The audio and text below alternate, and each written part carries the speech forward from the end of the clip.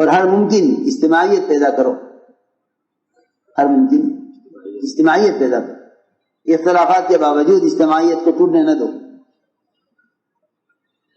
اختلاف کے باوجود اجتماعیت کو نہ ٹوٹنے دو، کیونکہ اختلافات جتنے بھی ہوں گے وہ اجتماعیت سے حل ہوں گے، اختلاف سے اختلاف حل نہیں ہوتا، اختلاف سے اختلافات حل نہیں ہوتے، اختلاف سے اختلافات حل نہیں ہوتے۔ اس لیے آپ سب حضرات اس کا عزم کرو، عزم کہ انشاءاللہ اجتماعیت کے ساتھ اور اطاعت کے ساتھ اور نظام الدین سے جڑ کر ہی چلنا ہے، اس کے علاوہ کوئی راستے نہیں، جائیں گے کہاں، جائیں گے کہاں، بتاؤ کوئی راستہ ہے، جائیں گے کہاں؟ یہ خیال کر کے کہ اپنے اندر تو صلاحیت پیدا ہو گئی ہے، اپنا کام کریں گے۔ سمجھتے تھے کہ کٹی ہوئی پتنگ کی طرح کچھ دیر کے لیے اڑیں گے، یہ میں محض کی باتیں نقل کر رہا، سمجھتے تھے اختلاف پر کہ پتنگ اڑتی ہے بڑی بلندی پر، بالکل بادل میں پہنچ جائے، بعض مرتبہ اڑانے والے کو بھی نظر نہیں آتی اتنی بلندی پر چلی جاتی، اس خیال سے کہ میرے اندر تو اڑنے کی صلاحیت پیدا ہو گئی ہے، اب اگر میرا اصل سے تعلق نہ ہو تو کیا حرج ہے، تو کیا حرج ہے؟ ہاں جب تک نیچے نیچے اڑتی تھی تو خطرہ تھا کہ کسی کھمبے میں، کسی تار میں، کسی درخت میں الجھ جاؤں، اب تو بہت بلندی پہ ہوں، اب کیا ضروری ہے کہ کسی سے جڑ کر اڑا جائے؟ اب تو ہمارے اندر اڑنے کی صلاحیت بڑی پیدا ہو گئی ہے، اتنی بلندی پر ہے کہ خود چلنے کی صلاحیت ہے، اور جو ہی یہاں سے ڈور کٹتی ہے تھوڑی دیر کے لیے تو یہ ہوا میں فضا میں باقی رہتی ہے، اس کے بعد پھر اس کا نزول شروع ہوتا ہے، گرنا، یہ تو بچوں کے ہاتھوں میں، ایک دوسرے چھینیں گے اسے پھٹ جائے گی، یہ بجلی کے تاروں میں ختم۔ عجیب بات ہے، جب تک اڑانے والے کے ہاتھ میں ڈور ہے اس وقت تک بلندی ہے، یہ ہے نا اس پتنگ کا اصول۔ اگر کھینچا جاتا ہے ڈور کو تو یہ کھینچا جانا نیچے گرانے کے لیے نہیں ہوتا بلکہ اوپر اٹھانے کے لیے ہوتا ہے، یہ اوپر اٹھانے کے لیے۔ صحابہ کے زمانے میں اگر کسی کو ترقی دینی ہوتی تھی تو اس کو اوپر سے نیچے لایا جاتا تھا، ترقی کے لیے اوپر سے نیچے لایا جاتا تھا۔ وہاں یہ بات نہیں تھی کہ دیکھو بھائی ہمارے ساتھ یہ ظلم ہو رہا ہے کہ ہمیں وہاں سے یہاں کر دیا، ہمیں وہاں سے یہاں کر دیا، کیوں کہ کبھی بھی کسی منصب کو اپنا حق نہیں سمجھا، اپنا حق کبھی نہیں سمجھا کہ ہمارا حق ہے، کبھی نہیں۔ حضرت خالد بن سعید انہوں نے 1 سال تک ابوبکر صدیق رضی اللہ عنہ کی عمارت سے اتفاق نہیں کیا، 1 سال تک ابوبکر صدیق کی عمارت سے اتفاق نہیں کیا۔ 1 سال کے بعد آئے مدینہ منورہ، 1 سال کے بعد آئے ابوبکر رضی اللہ تعالیٰ عنہ نے ان کو ایک لشکر کا امیر بنا دیا، ایک لشکر کا امیر بنا دیا۔ حضرت عمر کو پتہ چلا کہ خالد بن سعید کو حضرت بکر نے لشکر کا امیر بنا دیا۔ حضرت عمر نے فرمایا کہ امیر المؤمنین ان کو ہرگز امیر نہیں بنانا لشکر کا، انہوں نے آپ کی عمارت سے اختلاف کیا، واپس منگوا یہ جھنڈا کہ اے عمر اب تو میں ان کو امیر بنا چکا ہوں اور جھنڈا ان کو دے چکا، اور وہ جھنڈا لے کر اپنے گھر چلے گئے، اب تو لشکر کی روانگی کا وقت ہے، اعلان ہو چکا، اب تو جانے دو، یہ نہیں ہوئی، ہرگز نہیں۔ جس آدمی نے آپ کی عمارت سے اختلاف کیا ہے، آپ نے اس کو امیر کیسے بنا دیا؟ آپ نے اس کو امیر کیسے بنا دیا؟ جو خود آپ کی اطاعت پر نہیں ہے وہ دوسروں کو آپ کی اطاعت پر کیسے لاوے گا؟ سنو تو صحیح، یہ ہے تمہارا کا فکر تھا کہ جو خود آپ کی اطاعت پر نہیں ہے وہ دوسروں کو آپ کی اطاعت پر کیسے لاوے گا؟ یعنی اجتماعیت کو باقی رکھنے کے لیے حضرت عمر رضی اللہ عنہ اڑ گئے. روایت میں ہے اتنا اصرار کیا حضرت عمر نے کہ نہیں مومنین یہ تو آپ کو کرنا ہی ہوگا. یار خالد بن سعید سے آپ جھنڈا واپس منگوائیں کیونکہ انہوں نے آپ کی عمارت سے اتفاق نہیں کیا. آپ نے کیوں ان کا امیر بنایا؟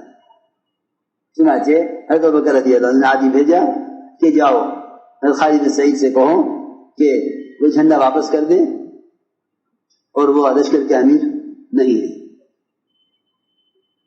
اس کا دستور یہ تھا کہ بتانے کے لیے کہ کون امیر ہے جھنڈا دیا جاتا تھا. وہ جھنڈا امیر اپنے گھر پر جھنڈے کو لگا دیا کرتا تھا جس سے لوگوں کو معلوم ہو جاتا تھا کہ یہ لشکر کے امیر ہے. آدمی گیا جا کے کہا کہ امیر نے بھیجا ہے جھنڈا واپس منگوایا ہے. حضرت خالد نے یہ کہہ کر جھنڈا واپس کیا کہ ہمیں عمارت کے ملنے کا کی کوئی خوشی نہیں تھی اور چھیننے کا کوئی غم نہیں ہے. جیسے پہلے تھے ویسے بات نہیں. امیر کا حکم تھا اس لیے ذمہ دار بنے تھے، اب امیر کا حکم نہیں ہے اس لیے نہیں سے. یہ تھا مزاج. اس لیے میں عرض کر رہا کہ بھائی ہر ممکن اجتماعیت کو باقی رکھو. کچھ بھی صحیح. حیرت کی بات ہے یعنی اعمال دعوت سے اختلاف کر کے امت میں اختلاف پیدا کرنا یہ تو بہت بڑا جرم ہے، بہت بڑا جرم ہے. اعمال نبوت سے اختلاف کر کے امت میں اختلاف پیدا کرنا یہ تو بہت بڑا جرم ہے، یہ تو بہت بڑا جرم ہے. اس لیے اجتماعیت کے ساتھ چلو، اجتماعیت کے ساتھ چلو. اختلافات ہوا کرتے ہیں لیکن یہ اختلافات اطاعت سے حل ہوتے ہیں. اختلاف سے اختلافات اور بڑھیں گے اور اس اختلاف سے اختلافات کبھی حل نہیں ہوں گے. کریں گے انشاءاللہ. دیکھو جتنے پرانے حضرات یعنی ملکوں میں عمومی طور پر نقل و حرکت میں آئیں گے اور جتنا زیادہ سے زیادہ پرانے اپنے آپ کو عمومی کام میں استعمال کریں گے یہی سارے فتنوں کا اصل حل ہے. کیونکہ یہ سیرت میں ہے اور صحابہ کرام کا آپ صلی اللہ علیہ وسلم کا معمول ہے کہ اگر کوئی بات ایسی پیش آ جائے جو ہمارے کام کی نہیں ہے تو آپ اپنے صحابہ کو کام میں مشغول کر دیا کرتے تھے. اپنے صحابہ کو کام میں مشغول کر دیا. جتنا عمومیت کے ساتھ پھرنا ہوگا اتنی زیادہ حفاظت اور ترقی ہے. اس لیے قرآنوں کا جمع ہونے میں اتنی خیر نہیں ہے جتنا قرآنوں کے بکھرنے میں خیر ہے. بکھرنے کا مطلب یہ ہے کہ یہ ملکوں میں جماعتیں لے کر عمومی ماحول میں پھریں. اس میں جو خیر ہے وہ خیر اب قرآنوں کے جمع ہونے میں نہیں ہے. ہم صاحب فرماتے تھے ہمارا جمع ہونا بکھرنے کے لیے ہے. ہمارا جمع ہونا بکھرنے کے لیے، ہمارا جمع ہونا بکھرنے کے لیے. ہماری جماعتیں قرآن خاص طور پر یہ سب کچھ چھوڑ کر انفرادی اور عمومی محنتیں مشغول ہو جائیں. بس یہی اجتماعیت کا اور یہی اللہ کی طرف سے رحمتوں کے نزول کا سبب ہے. اور میں صاف کہہ دیتا ہوں جب بھی تم لوگ جمع ہوگے کسی اختلاف کو ختم کرنے کے لیے خدا کی قسم اختلاف اور بڑھے گا اور بڑھے گا، اختلاف اور بڑھے گا. تم 100 بار بھی جمع ہو کے دیکھ لو، میں اللہ کی قسم کھا کر کہتا ہوں اختلاف اور بڑھے گا. کیونکہ جو اختلاف کی بنیاد پر جمع ہوں گے ان کے اختلاف میں ان کے جمع ہونے سے اور زیادتی ہوگی. بلکہ ہم تو بھلائی چاہتے ہم تو کام چاہنے کے لیے جمع ہوئے. بھائی کام چاہنے کے لیے تو کام کرنے والوں کے ساتھ جمع ہوگے تب تو کام چاہنے والے بنو گے. اور اگر کام چاہنے کے لیے کام کرنے والوں سے الگ ہو کر جمع ہوگے تو اس سے اختلاف اور بڑھے گا. شیطان الٹی ہی سجھاتا ہے کہ ہم تو خیر پر جمع ہو رہے ہیں. ان اردنا الا الحسنى، ان اردنا، جی ہاں یہ کہا تھا مسجد درار والوں نے، یہ کہا تھا ان اردنا الا الحسنى، کہ بھئی ہم جو یہاں اس مسجد میں جمع ہوئے نا، ہم تو اصل میں کام کے لیے، کام کے نفع کے لیے ہی جمع ہوئے ہیں. یہ میں قرآن کی آیت کا ترجمہ کر رہا ہوں، میری بات دھیان سے سننا. ان اردنا الا الحسنى، ہم تو کام ہی چاہتے ہیں، بھلائی چاہتے ہیں. جمع کہاں ہوئے؟ مسجد درار میں، کہ ہم تو بھائی خیر ہی چاہتے ہیں. مسجد درار میں جمع ہو. آپ نے فرمایا صحابہ سے جاؤ لکڑی اکٹھی کرو اور مسجد کو آگ لگا دو. جہاں لوگ جمع ہوئے ہیں امام والوں کے درمیان تفریق پیدا کرنے کے لیے، جا کے وہاں آگ لگا دی. اور گئے صحابہ، لکڑیاں جمع کی، اس مسجد کو جلا دیا. حالانکہ مسجد تھی، حالانکہ مسجد کی، کہ وہاں سب نہیں جمع ہوں گے، وہاں تو مخصوص لوگ جمع ہوں گے. میں آپ کو کھل کے کہہ رہا ہوں آپ سب سے، یہ کیا تھا، یہ کیا تھا بعض لوگوں نے.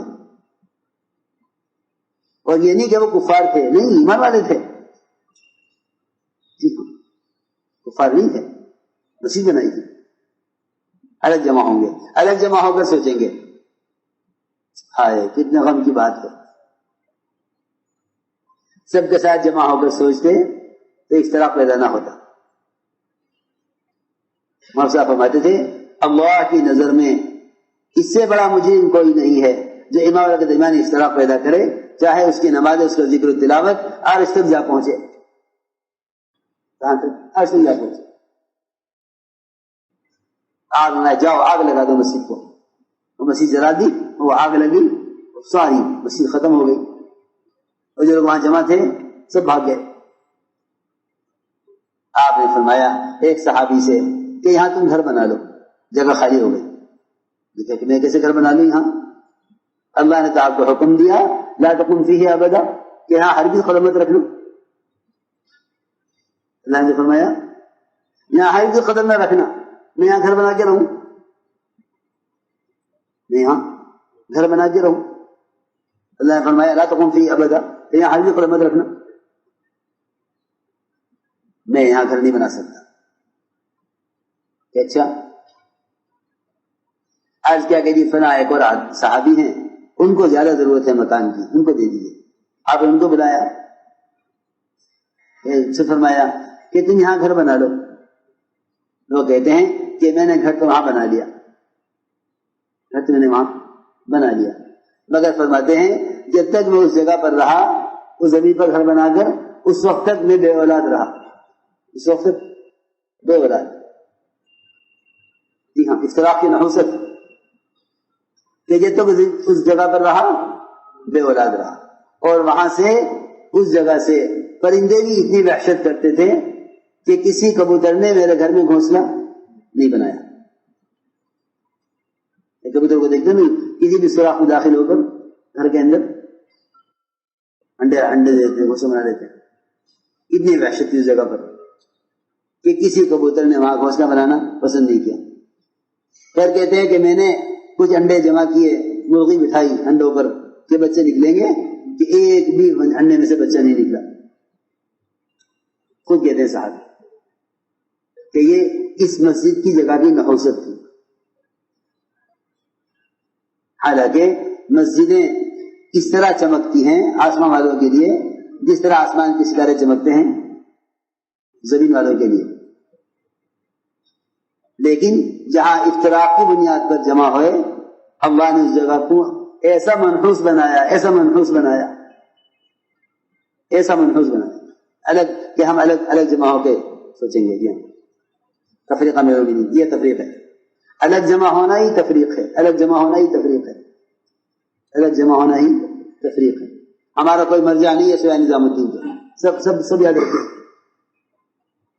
اگر فتنوں سے اور ہلاکت سے بچنا چاہتے ہو تو مرجعیت اور اجتماعیت پر آؤ.